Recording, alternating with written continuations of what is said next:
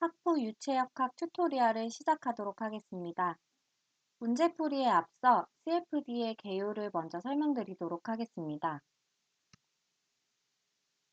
유체의 흐름은 질량, 모멘텀, 에너지 보존 법칙으로부터 유도되는 partial differential equation들의 지배를 받습니다.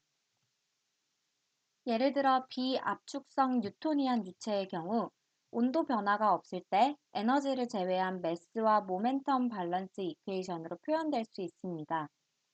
이를 네비의-스톡스 이퀘이션이라 하며 많은 화학공학적 상황에 적용될 수 있습니다. 이러한 파셜 디퍼런셜 이퀘이션들은 특수한 경우를 제외하고 아날리틱 솔루션을 찾는 것이 불가능합니다. 따라서 다음의 PDE 시스템을 대수방정식으로 바꾸고 컴퓨터를 이용해서 해를 구할 수 있는데 이를 컴퓨테이셔널 플루이드 다이나믹스라고 합니다. 현대에 들어 컴퓨터 사양이 좋아지면서 복잡하거나 스케일이 큰 시스템을 분석하는 것이 유리해져 CFD 영역이 크게 발전하고 있습니다. CFD는 수학적인 모델링과 수치 해석 방법을 기반으로 하여 PDE 시스템을 대수방정식으로 바꾸고 컴퓨터 소프트웨어를 이용하여 이를 풀어 정성적인 결과, 때로는 정량적인 분석 결과도 제공해 줍니다. 따라서 CFD는 과학자와 공학자들이 수치적인 실험을 할 수 있는 틀을 제공하는데 실험에 비해 변수를 컨트롤하기 쉽고 한 대의 컴퓨터로 동시에 다양한 실험을 할 수 있게 해주면서 시간이나 비용적인 면에서 경제적이기 때문에 실제 상황에 대한 직관력을 얻는데 매우 유리합니다.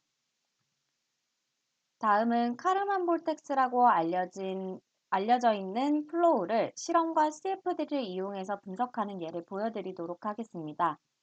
다음과 같은 평행한 채널의 정중앙에 실린더가 위치해 있고 유체를 주입시킵니다. 왼쪽의 영상과 같이 실험적으로 유체의 흐름을 관찰하는 방법을 플로우 비주얼라이제이션이라고 합니다. 이와 같은 영상을 얻기 위해서는 고려해야 할 것이 굉장히 많습니다. 유선을 관찰하기 위해서 보통 염료를 사용하는데 이 염료는 유체의 흐름을 방해하거나 변화시키면 안 되기 때문에 유체의 특성도 함께 고려되어야 합니다. 또한 이를 잘 보이게 하기 위해 광학적 특성도 고려되어야 하며 원하는 공정 조건에서의 결과를 얻기 위해 유량이 정밀하게 컨트롤되어야 하고 외부의 진동에도 취약할 수 있기 때문에 실험 장소 역시 중요합니다. 반면 CFD를 이용하면 적절한 모델을 세워 원하는 공정 조건을 입력하여 비교적 쉽게 다양한 실험 결과를 얻을 수 있습니다. 물론 CFD 시뮬레이션 결과를 100% 신뢰할 수는 없습니다. 위에서 말씀드렸듯이 올바른 수학적 모델링과 수치 해석 방법이 선행되어야 하고 컴퓨터의 성능에 따라서 오차를 발생시킬 수도 있습니다. 하지만 실험자와 외부 환경에 좌우되지 않고 비교적 간단하게 직관력을 얻을 수 있는 것이 매우 큰 장점이라 할 수 있습니다. 이와 같은 CFD 장점으로 인해 화학공학의 많은 분야에서 공정을 설계하고 분석하는데 CFD가 활용되고 있습니다. 특히 많은 공정의 내부에서 발생하는 현상을 우리가 직접 관찰하거나 공정을 제작하기 전에 실험하기 어려운 경우가 많기 때문에 CFD를 이용한 분석이 매우 중요할 수 있습니다. 다음은 우리 연구실에서 CFD를 어떻게 활용하는지 간단히 소개해 드리도록 하겠습니다. 다음은 연소 코팅 공정의 개요입니다. 점착 테이프에서부터 2차 전지의 전극까지 다양한 기능성 방막 제품을 생산하기 위해서 다음의 연소 코팅 공정을 많이 사용합니다. 제품액의 특성을 고려하여 코팅액을 준비하여 공급하고 고체 기판 위에 도포한 후 건조와 추가적인 과정을 거쳐서 판형의 고체 방막을 생산합니다. 이 코팅 스테이션이라 불리는 부분에서 방막이 처음 형성되고 최종 제품의 평탄도 및 두께 조절에 중요한 역할을 하기 때문에 이곳에서의 흐름을 분석하는 데 CFD를 활용하고 있습니다. 다양한 코팅 방법 중 우리 연구실에서는 주로 딥코팅과 슬로 코팅 방법을 분석하고 있습니다.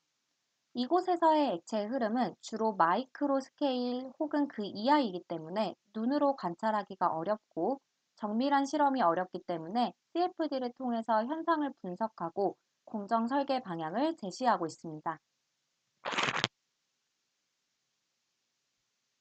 CFD를 위한 기초적인 수치 해석 방법을 간단하게 설명드리도록 하겠습니다. 수치 해석의 궁극적인 목적은 다음과 같은 연속체를 다루는 무한 차원의 문제를 비연속적인 유한 차원의 문제로 근사시키는 데 있습니다. 이를 discretization 혹은 approximation이라고 합니다. 일반적으로 CFD에서는 두 가지 수준의 discretization 방법을 사용합니다. 첫째는 domain discretization인데요. 이 도메인 디스크리타이제이션을 통해 우리가 풀고자 하는 공간을 그리드 혹은 메쉬라고 불리는 작은 구획으로 나눕니다.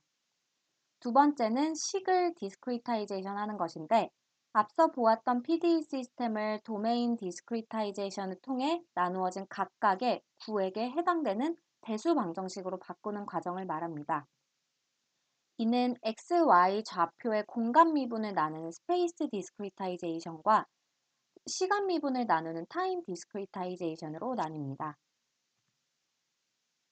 다음에 간단한 예시를 통해서 보여주도록 하겠습니다. 다음은 간단한 ODE 방정식으로 다음과 같은 -1에서 0까지의 도메인에서 주어져 있으며 0에서의 값이 1로 정해져 있는 시스템입니다. 매우 간단한 문제이기 때문에 다음과 같이 아날리틱 솔루션을 구할 수 있을 것입니다.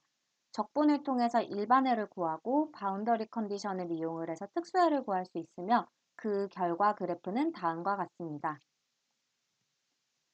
이를 수치 해석적으로 해를 구하기 위해 해야 하는 가장 첫 번째 과정은 풀고자 하는 도메인을 다음과 같이 디스크리트한 구획으로 나누는 것입니다.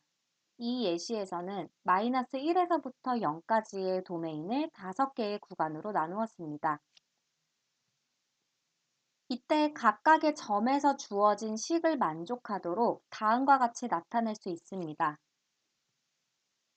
바운더리 컨디션을 제외하고 x1부터 x5까지 5개의 변수를 구하기 위해서 5개의 대수 방정식이 주어지는데 이 대수 방정식을 풀면 주어진 점에서의 해를 구할 수 있습니다. 이제 남은 것은 적절한 방법을 이용해서 점에서의 미분값을 표현하는 것입니다. 미분을 표현하기 위한 방법에 따라 여러 가지 수치 해석 방법이 있는데 그중 가장 간단한 것은 Finite Difference Method입니다. 테일러 시리즈 익스펜션을 이용해서 PDE 시스템에서의 미분을 차분으로 바꾸는 것인데 매우 간단하지만 다양한 물리적인 모델과 복잡한 지오메트리를 표현하는 데 한계가 있습니다. 다른 방법으로는 Finite Volume Method가 있습니다. 이는 다이버전스 세오렘을 이용해서 최적분을 면적분으로 변환하여 식을 간단히 합니다. 이 방법의 가장 큰 장점은 수학적인 유도 과정에서 플럭스를 다루기 때문에 이 방법이 내재적으로 컨저베이티브하다는 것입니다.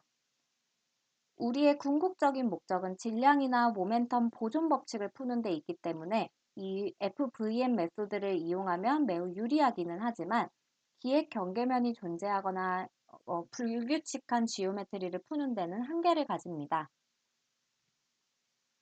마지막으로 이번 학부 유체역학에서 사용하게 될 프로그램의 바탕인 Finite Element Method입니다.